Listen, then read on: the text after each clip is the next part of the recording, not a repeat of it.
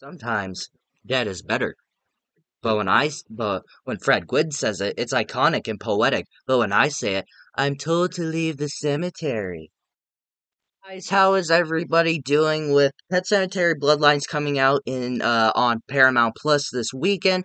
I've decided to review the Pet Sematary franchise with the original 1989 film and the sequel that came out in 1990, 92, 92. I'm pretty sure, and whatever their remake is in 2019.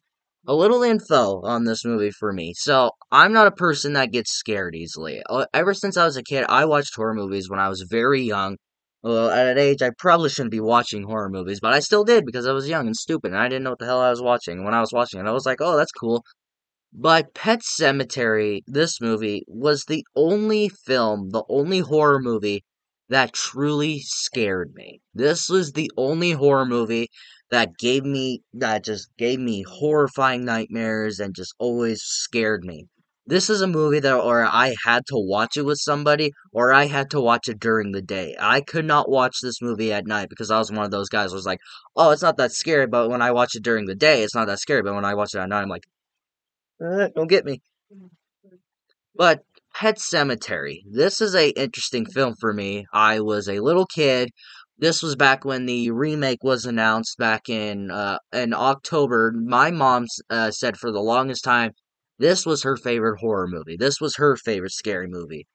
And so when she heard about the remake announced, she wanted to watch this movie with me. So again, it was around Halloween season. We went to Walmart. We found this 4 disc collection with this movie and like 3 other Stephen King adaptations. I can't remember which ones they were. And we watched it, and we watched it at like I don't know 9:30 at night. It was pretty late on a weekend for like an 8-year old, 7-year old me or something like that. I can't remember my age. But when I was watching this film, it scared me. From Zelda to the premise of that you can bring something that you love back to life, but it won't be the same. That always terrified me. This is the only horror film in history to where it truly scared me. And that's why I love this movie so much. Starting right off with the positives on the original Pet Cemetery is probably the best thing about this movie, not even a question.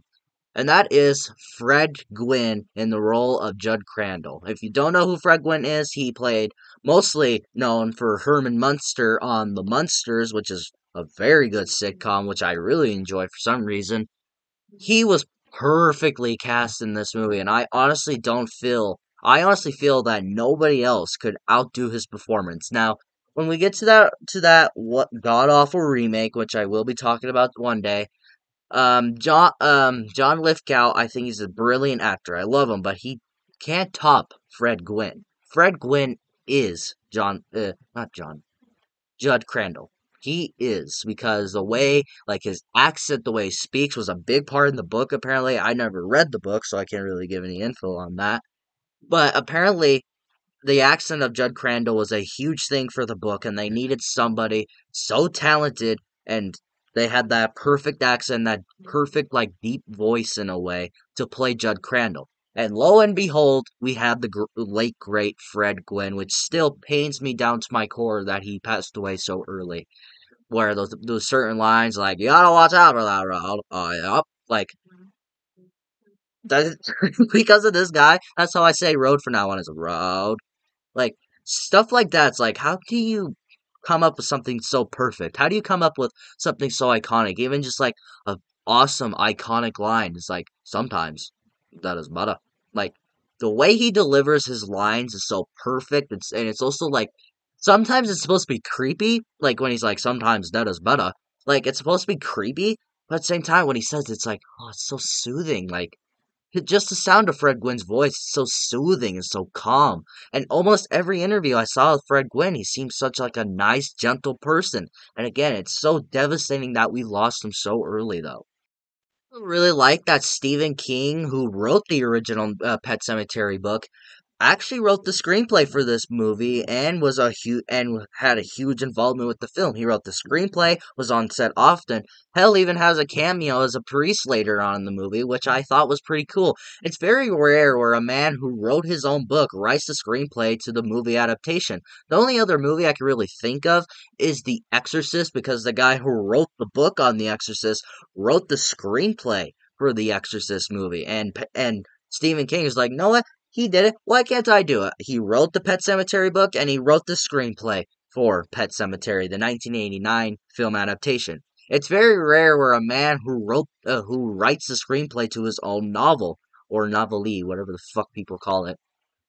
I like that Stephen King was involved. He doesn't have the best writing in the world, I will say that, and he does also have the best directing talents.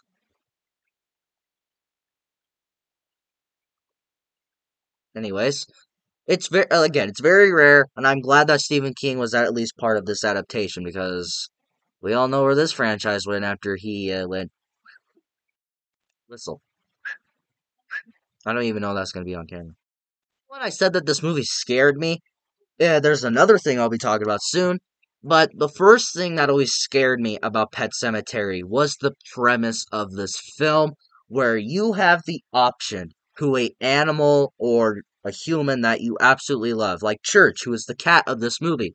This cat that this family has loved for the longest time gets killed by a truck, and they have the power to bury him and bring him back to life. But there's a catch.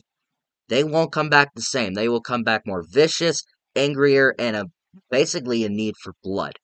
Like that cat that you loved and have loved ever since the day you bought it, he will not be the same. And it's also horrifying the scene where Gage gets hit by the truck, the little 2-year-old child. Watching a 2-year-old child get hit by a truck is so horrible. And and the fact that you can bring your child back, but he'll be a murderer. This child that you loved, he won't be the same. What is in my eye? He won't be the same. And I adore that. That is a great premise, terrifying, and that's what makes me love this movie. Final positive and the final thing that truly scared me about the original Pet Cemetery is probably the second horror movie character to ever terrify me ever. Zelda. Uh, Zelda was always one of those characters that freaked me the fuck out. Like the scene where she's just lying on the bed and then comes up like a little like weird marionette like talking to Rachel like, "We're coming for you, Rachel. Gage and I are coming, Rachel." Like I remember when I watched this movie for the first time, I was like, "Oh, I don't like this movie." Oh my god. And also Victor Pascal. I don't think he's terrifying, but he didn't really scare me, but he always freaked me out in a way where the fact that this guy got like I think they said that he got hit by a truck to where like his like scalp came off. You could see like part of his brain, which is like ew. And like he's just walking around telling the main character of this movie, I forget his name. But it's not Judd. Louis, yeah, Louis Creed. Telling him, he's like, don't go past the barrier. The barrier was not meant to be broken. Like, scenes like that, I was like, dude, this guy is weird.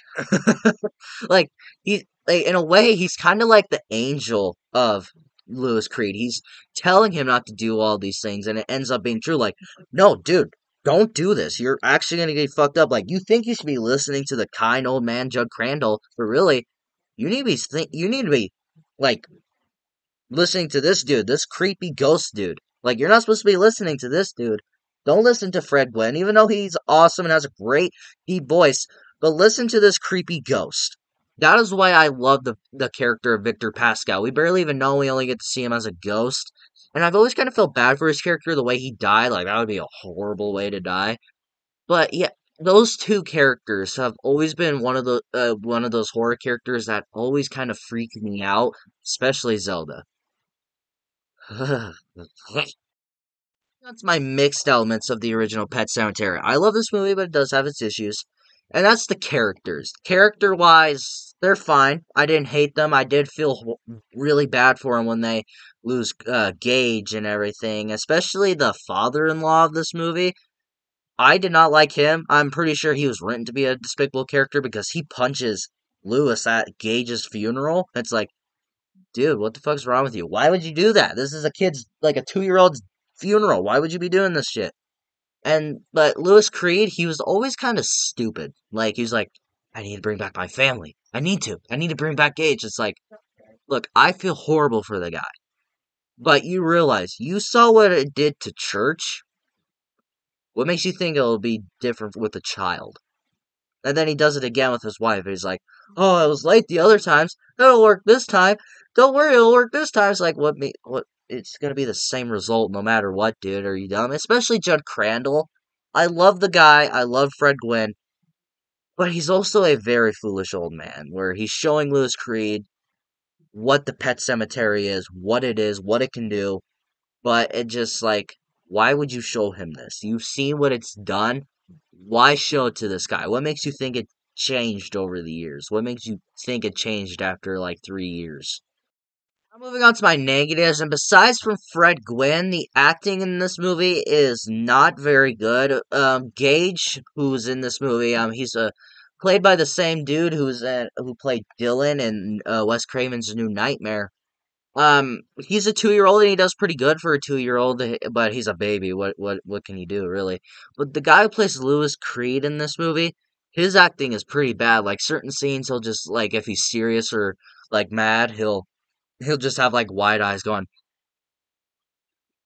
and then other scenes he'll just like look like really high or depressed, just like yeah, cool. And then, like, the only scene to where I thought his acting was amazing was the scene where Gage gets hit by a truck where he's on his knees screaming, "No!" Like, that was the only scene from that guy to where I was like, no, his acting's pretty good. Besides from Fred Gwynne, acting-wise, this movie is not very good. Well, guys, I love the original Pet Cemetery. It's one of my favorite horror movies and probably the scariest movie I've ever seen. And one of, if not one of the scariest movies, Zelda, probably the scariest horror character from my childhood. It's an absolute horror classic in my mind, and to me, it should have never became a franchise. So if you love Stephen King adaptations, and if you really want to check out the original Pet Cemetery to see where this Pet Cemetery franchise all began, look no further in this 1989 absolute classic. If you have not checked out the original Pet Cemetery, definitely go out and buy this one. What do you guys think of the original Pet Cemetery? Have you seen it? What do you think about it? Do you like this movie? Do you not like this movie? Let me know in the comments below and we will talk about it. If you like this video, like it. If you love it, subscribe, hit the bell notification so you will get notified for my latest videos. And of course, until my next video, I'll see you next time.